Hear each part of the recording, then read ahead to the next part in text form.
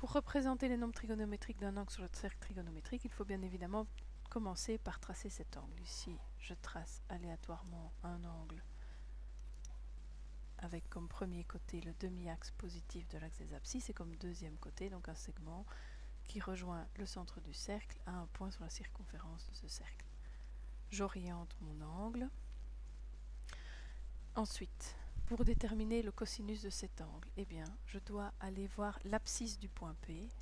Donc je projette orthogonalement le point P sur l'axe des abscisses. La valeur que je trouve ici, ce sera le cosinus de l'angle alpha. Si j'appelle cet angle alpha.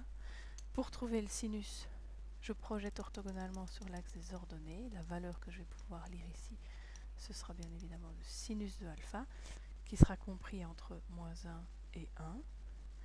Et pour déterminer la tangente, il faut préalablement tracer l'axe des tangentes, donc un axe vertical à droite du cercle, prolonger l'angle, le deuxième côté de l'angle vers la droite jusqu'au moment où on intersecte cet axe des tangentes.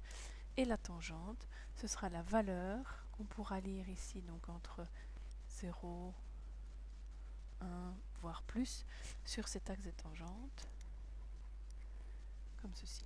Alors, si je dois donner plus ou moins une estimation maintenant, puisque je sais que le cosinus est entre moins 1 et 1, ici, je suis clairement au-delà de la moitié du rayon.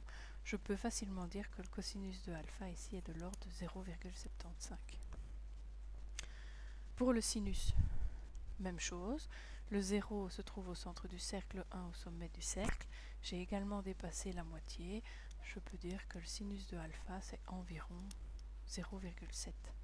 Et pour la tangente, là je vois que je suis légèrement au-delà de 1, mettons, et donc j'estime ma tangente à 1,1. Bon, ici ce sont des valeurs fictives, puisque je n'ai pas utilisé d'équerre. Maintenant, pour vérifier sur vos feuilles, une fois que vous connaissez l'amplitude de l'angle, il vous suffit de taper cosinus de cet angle en degrés, le sinus de cet angle en degrés, ou la tangente de cet angle, pour trouver des valeurs beaucoup plus précises que ce que je viens de noter ici en couleur.